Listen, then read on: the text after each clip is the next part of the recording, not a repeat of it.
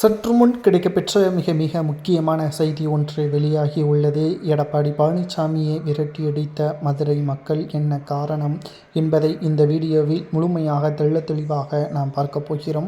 அதிமுகவின் பெரும்பான்மையான தொண்டர்கள் எடப்பாடி பழனிசாமி அவர்களுக்கு எதிராகவும் தற்பொழுது மீண்டும் இரண்டாவது முறை திமுகவை ஆட்சி அமைக்கக்கூடிய நிலைமைதான் உருவாகியுள்ளது. அதிமுகவை ஒட்டுமொத்தமாக மண்ணோடு மண்ணாக்கிவிட்டார் எடப்பாடி என்றும், அவரது செயல்பாடுகள் சரியில்லை, பாஜகவுடன் மீண்டும் கூட்டணி வைத்தது தவறு, எடப்பாடியால் என்னதான் செய்ய முடியும் என்ற கேள்வியும் மீண்டும் மீண்டும் எழுகிறது. கடந்த தேர்தல்களில் தோல்வி, 2 இடைத்தேர்தல்களை எடப்பாடி புறக்கணித்து விட்டார். இனியும் எப்படி எடப்பாடியை நம்பி நாங்கள் தேர்தலில் களம் காண்பது? மதுரை மக்களுக்கு ஏற்பட்டுள்ள அநியாயம், குறிப்பிட்ட சமூகத்தினருக்கு ஆதரவாக எடப்பாடியின் செயல்பாடு என்ற ஒட்டுமொத்த கோபத்தையும் எடப்பாடி பழனிசாமி மதுரைக்கு பிரச்சாரத்திற்கு வந்தால் விரட்டியடிப்போம் என்பதற்கேற்ப அப்பகுதியில் உள்ள அதிமுகவின் நிர்வாகிகளை கூறியிருப்பது பரபரப்பை ஏற்படுத்தியுள்ளது.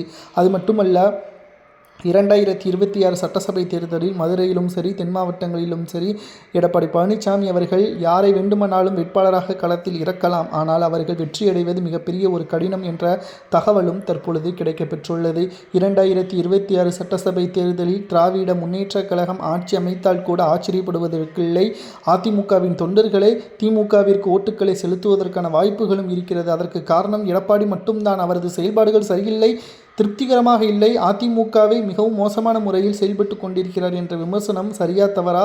எடப்பாடி பழனிசாமியை மதுரையில் உள்ள மக்கள் விரட்டியடிக்கக்கூடிய முடிவில் இருப்பதை பற்றி உங்களது கருத்துக்களை மறக்காம கமெண்ட் வாயிலாக கூறுங்கள். இது போன்ற அரசியல் செய்திகளை தெரிந்து கொள்ள நமது சேனலுக்கு மறக்காம ஒரே ஒரு சப்ஸ்கிரைப் மட்டும் பண்ணிருங்க.